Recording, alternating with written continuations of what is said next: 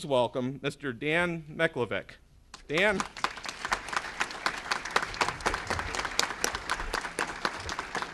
Thank you, Dave. It's my pleasure to join you here today to encourage you to go out and change the world. That's the way every commencement address is supposed to start.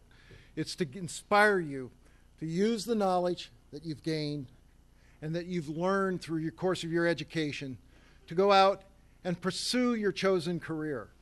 But I'm going to give you a story of what happened to me. It didn't happen that way. Be prepared to be surprised.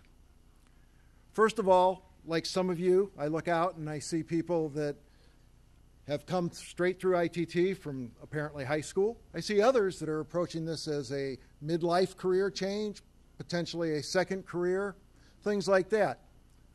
It took me 11 years from the time I graduated high school till I finally got my bachelor's degree, because I tied time in the military, I did time in industry.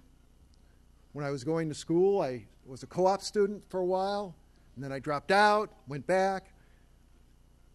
Things don't always happen as planned. In my case, I went to the University of Missouri and got a degree in electrical engineering, rotating machinery, and I had a minor in nuclear engineering. And when I graduated in 1979 and was interviewing for job positions, I interviewed with Texas Utilities, I interviewed with what was then Union Electric, now Ameren UE. And in fact, because of my background with nuclear energy and electrical engineering, I had many job offers with the Bonneville Power Administration, and UE, others, to become a power station engineer. But in March of 1979, there was this little incident on a small island where there was a power station in the Susquehanna River in Pennsylvania, about 3 miles downstream from a town called Harrisburg. And so I looked at 3 Mile Island, which was the United States' first and only nuclear disaster at a power station, and said, I don't think the offer UE gave me to be the lead operator for Callaway 3 might actually happen. Because as we all know, anybody that's been through Fulton lately knows they only built 1 nuclear power plant there, not 3.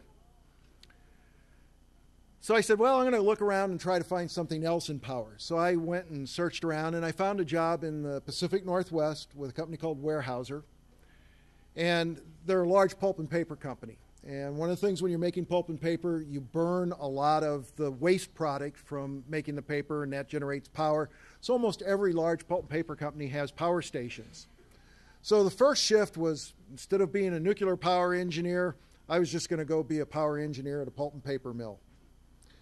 And I took the job, accepted it around the 1st of April, and then moved after I graduated and moved up to Seattle from the St. Louis area in June. And when I got there, the first thing they said to me is, welcome to Weyerhaeuser. We've got good news and bad news. The good news is you still have a job. The bad news is we've outsourced all of our power generation and all our power stations. We don't own them anymore. They're owned by another company. And so you're not going to be in the power field. We're going to make you a computer process control engineer. That was the second change. So I went and learned how to program programmable logic controllers and do industrial control systems. That was fine. Did that for a few years. Actually started corporate headquarters in what they called their professional engineering intern program. A year later, moved out into one of the manufacturing facilities out on the coast of Washington in a very small town, a couple hundred people. Operated a sawmill as the lead electrical engineer there. Pretty much used what I learned in school. But then I got an opportunity to move from Seattle to Maine and go work in the pulp and paper side of the business, which is where I really would want it to be in the first place. So I moved all the way to Maine. But quite frankly, and I hope I offend no one here, but when my daughter walked up to her mother after us having been there about 9 months and said, "Linder, I want to go home," and my wife's name being Linda. And it was obvious that a 2-year-old had already figured out that anything that ended with an A was pronounced R, and if it had an R on it, it was an ah. So we decided to move back to the Seattle area. And when I went back to Weyerhaeuser, which was kind enough to take me back, they said, "Well, you can come back, but you're not going to be working in process control. You're going to work in IT, information technology," which is where I've actually finished my career, or I've continued my career, I guess I should say, because it's not quite over yet. So a person who actually started out as an electrical engineer destined to work at a nuclear power plant ended up becoming an information technology specialist dealing with software and advising companies around the world. This year alone, I've been to Australia twice, New Zealand, Singapore, Malaysia, Korea, South Africa.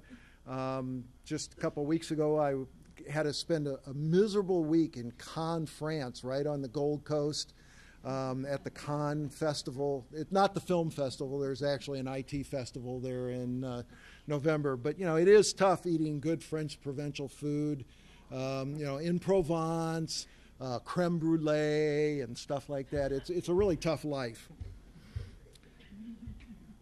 So the message I really am going to leave you with is, yes, your education will allow you to go out and change some things in the world. And I encourage you to use the knowledge you learned to pursue your chosen career. But if life throws something at you that is a little different, don't be afraid of the change. If I had decided to stay an electrical engineer working at a power company, I probably could have pursued that. But as Dave's introduction pointed out, I've had so many opportunities that came from being able to look beyond the threat that moving into a new area that my education hadn't fully prepared me for. But as Dave said in his opening remarks, it's not just about the knowledge you've learned in your fine little academic area. It's the process you've learned to keep on learning. And that's what has enabled me to go from being just a simple electrical engineer to being able to travel the world, meet people like Bill Joy, who is one of the co-founders of Sun Computer, Nathan Myhrvold, who was the first chief technical officer at Microsoft, and a great chili cooker as well. You get to meet people that you wouldn't normally think of if you're willing to step outside your comfort zone. So take your education, take the knowledge you've learned, and go out and change the world.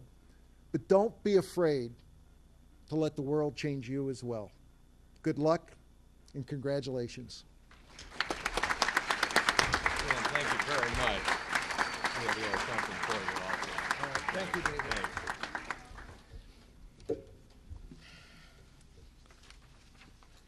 Thank you very much for your insights, Dan. I'd like to now